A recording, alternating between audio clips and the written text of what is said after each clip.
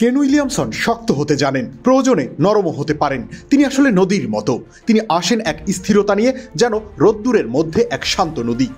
খরস্রোতা নয়, বরং স্রোতের বিপরীতে দাঁড়িয়ে এক নির্ভরতার নাম হয়ে ওঠা, সেটাই তার চরিত্র। কখনো সেই ঝড়ের মধ্যে সেই নদীও উত্তাল হয়। চ্যাম্পিয়ন্স ট্রফির সেমিফাইনালে দক্ষিণ আফ্রিকার বিরুদ্ধে তার ব্যাট যেন ধ্রুপদী কোনো শিল্পীর তুলির টান। বলের মেরিট বুঝে খেলা, ফিল্ডারদের ফাঁক খুঁজে শট বের করা, সবকিছুই এতটাই পরিমিত, এতটাই নিখুঁত, যেন ক্রিকেটের বইয়ের প্রতিটা পৃষ্ঠার শব্দ হয়ে উঠে আসছে তার ব্যাটিং।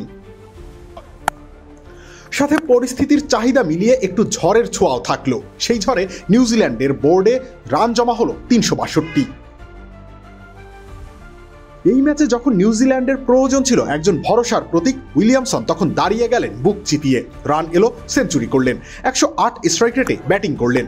কেন উইলিয়ামসন যেন জানতেন এটাই তার মঞ্চ, এটাই তার সময়। ক্যারিয়ারের শেষ বেলায় এসে অনেক দিনের অনভ্যস্ত একটা ফরম্যাটে তিনি নেমেই নিয়ম করে রান করছেন। এজন্যই তো তিনি বড় ব্যাটার, বড় মঞ্চের ব্যাটার।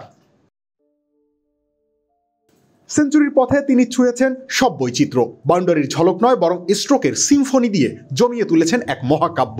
ক্লাসিক কাঠামোয় গড়া এই ইনিংসে ছিল অনুপ্রেরণার ছোঁয়া, ছিল এক যোদ্ধার প্রতিরূপ। শেষ পর্যন্ত তার 102 রানের মহাকাব্যিক ইনিংস নিউজিল্যান্ডকে এনে দেয় এক বড় সংগ্রহ। যেন ব্যাট হাতে তিনি বলে দিচ্ছেন, খেলা শুধু শক্তির নয়, খেলা হলো মস্তিষ্কেরও।